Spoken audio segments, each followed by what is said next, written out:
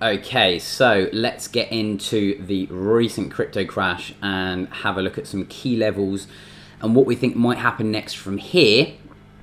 Since our big move down from this weekly range, from the 45k level. So let's get straight into it and start with BTC and crypto and have a look at some of the majors. So essentially what we've done is we said that if we lose this low, we still want to be holding 40k as support, and so far we are holding it as support. And for me, anything that is punching into this range, at least for the time being, is going to be some sort of bear trap for the moment, unless we break these lows and then start closing weekly time frames somewhere in this region here. Then sure, that opens up the door for 30. But like we said, so long as we sort of maintain this, okay, ideally have some sort of high low would be good.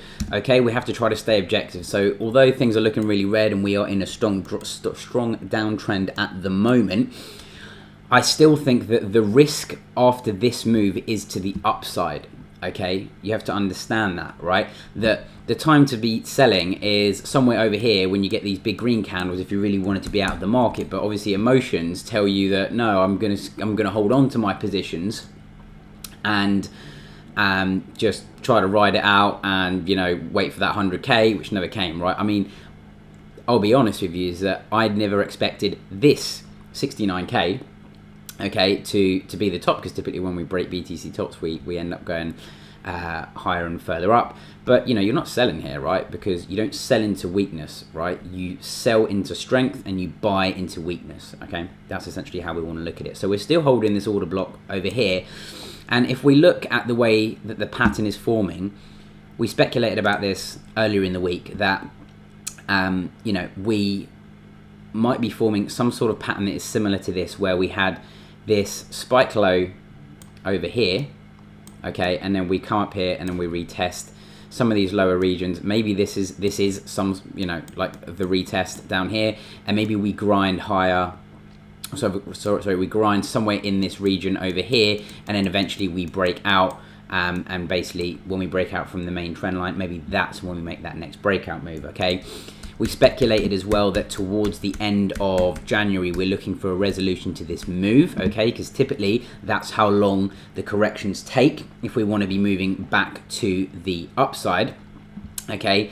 So that's how we'll be looking at that. Some other key things to be looking out for is, obviously, we've been playing, drop it down to the daily for the moment, we can see it a bit clearer. We were in these weekly ranges, okay? And at the minute, okay, have we just dropped down to the next range? So we lost this one, okay, we moved down, and maybe we basically move into this kind of box where we churn, maybe still frustrate, okay, and still create some, you know, choppiness down here where we have these wicks to the downside but no real big closes. So quite possible that we get something like that. And then, like we said, maybe when we break the trend line at the next time, we get some sort of impulse and move up. You know, sentiment at the minute is extremely bearish, so just bear that in mind. Okay, so those are the key levels that we're looking out for BTC. Hold 40, okay, is really the last stand that we want to be aiming for, and if we don't hold 40, then essentially we can be looking for lower prices. But if you are selling now, just realize that you are selling into strong support, stronger support than what was here at 45, okay?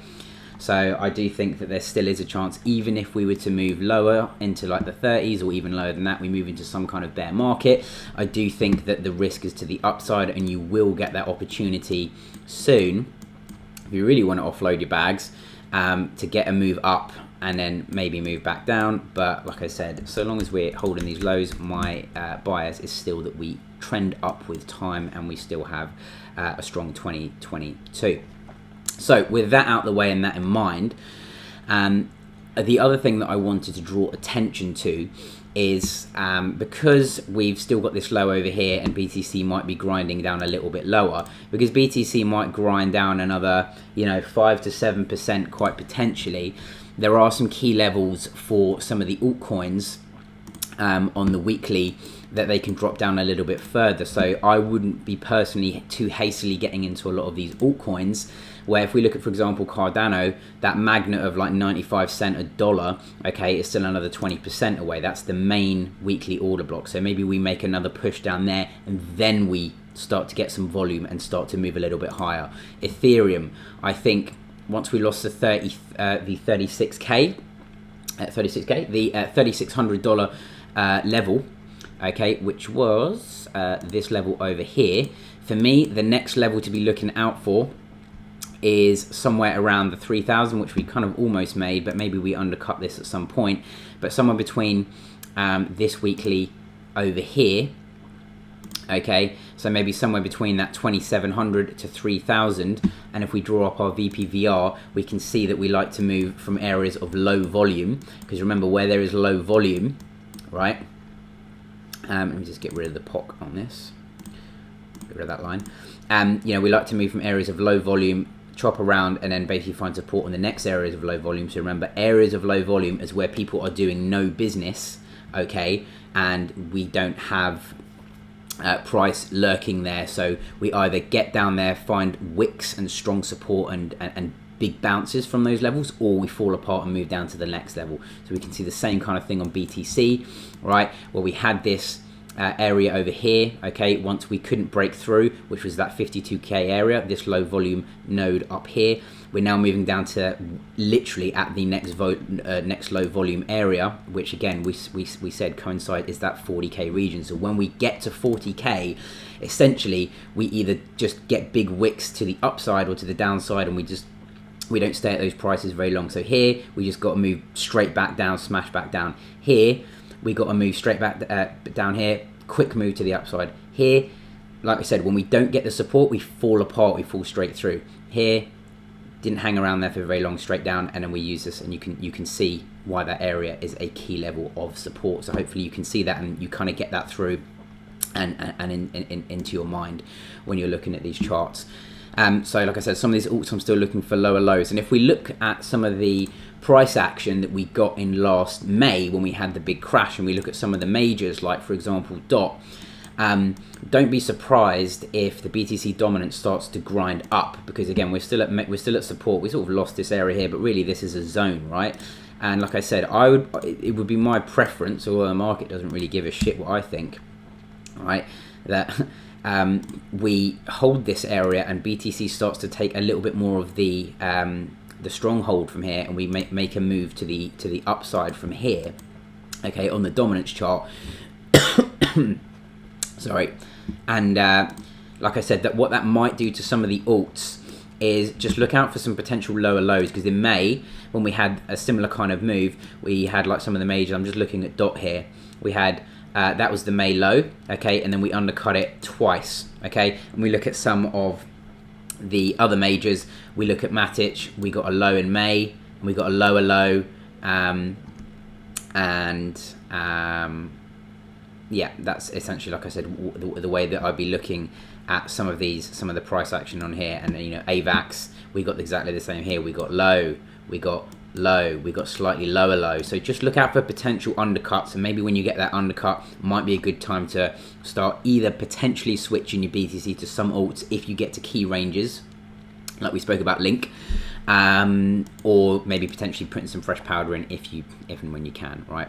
So that's basically how I'd be looking at that. And we said for coins like AVAX and Luna, look for those next weekly lows, or orders over here. So maybe we chop around, come a bit lower, you know, undercut some of these lows. But we said on coins like AVAX, yeah, we could go to 250, and that might be our targets for the future sometime.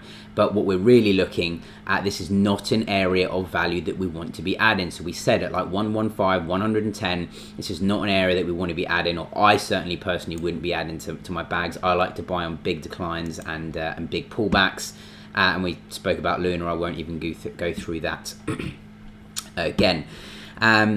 I guess really just the last one I wanted to cover was essentially Link, which has been a super strong performer. And if you took the trade at the start of the week and you watched the Chainlink video, you should be about 50% up versus your BTC at the very least. Okay, even if BTC value is going down. So something to look out for, because like we said, we're at these key levels for Chainlink on the weekly. So maybe, and we're actually looking really bullish even in the reclaiming some other weekly zones for Chainlink. I'm just going through Chainlink because it's been one of the strongest performers in the last couple of weeks. You can see that we're currently reclaiming this area over here. Hope you see this a bit easier on the 3 days. So you can see where we had these wicks and we used this as support before. We fell apart, came down to the next range, moved back up, currently using this as support. Link looking good. All good for Link. So that's basically how I'd be playing and looking at Link USD.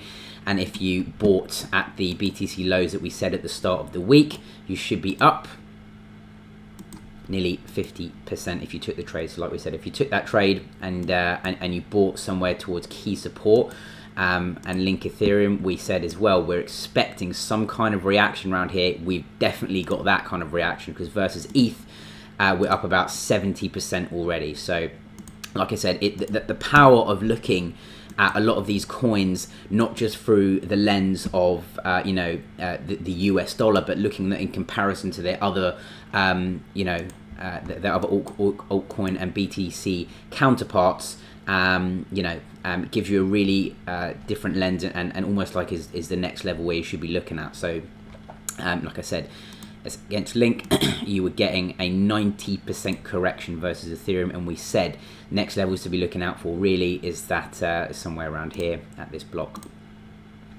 Whoops, for Link. Whoops, get rid of this.